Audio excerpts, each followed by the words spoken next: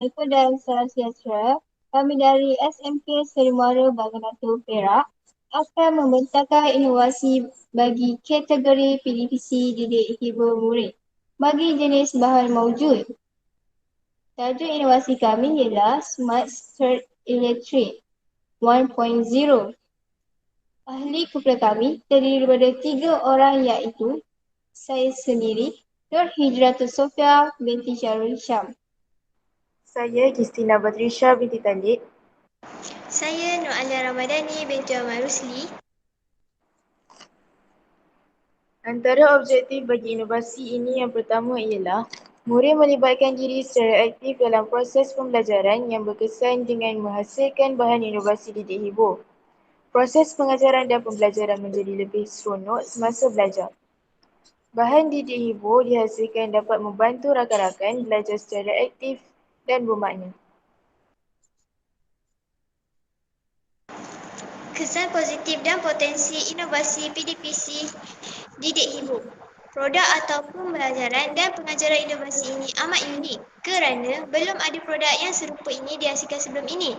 Selain itu, ia juga tidak susah dibina, berkos rendah dan boleh diaplikasikan ke dalam subjek yang lain. Ia juga dibina berdasarkan keperluan murid dari segi psikologi, mental dan fizikal.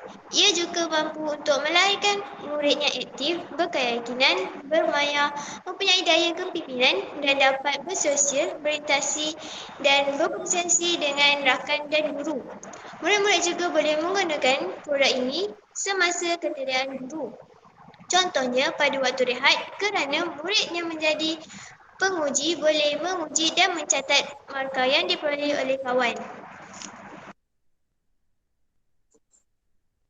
Bahan yang digunakan: file, lampu 3 biji, warna, gum double tip, pistol pemanas, soldering, Swiss, bateri dan skru.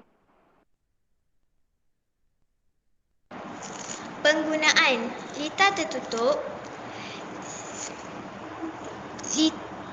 litar bypass, litar buka, litar pintas, litar salah kekutubuhan, litar siri, litar selari dan litar siri dan selari. Gunakan klip buaya pada skru untuk menyambung setiap litar.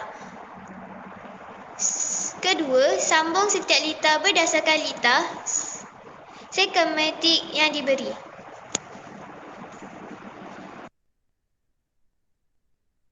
Sambungan litar. Litar tertutup. Litar tertutup ialah litar yang lengkap bagi membolehkan arus mengalir dari sumber bekalan ke dalam litar dan kembali semula ke sumber bekalan.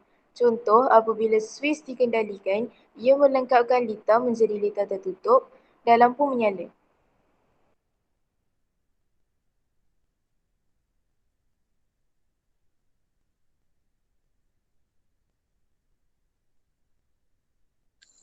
Litar buka ialah litar yang tidak mempunyai satu kitaran lengkap atau sengaja dibuka.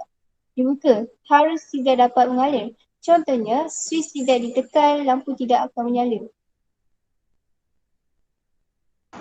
Litar pintas. Litar pintas bermaksud arus mengalir tanpa beban. Contohnya, akan menghasilkan percikan bunga api dan akan menyebabkan kebakaran. Dan lampu tidak akan menyala.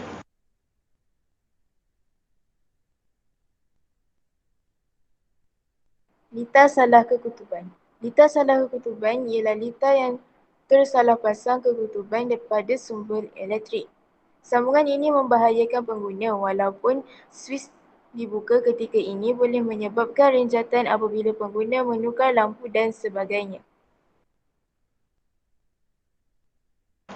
Litar bypass ialah sambungan litar baru yang dibuat bagi membolehkan arus mengalir melepasi laluan yang sepatutnya.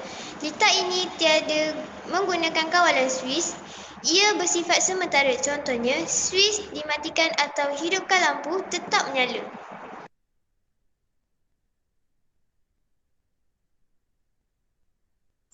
Analisis litar siri, litar selari dan litar siri selari.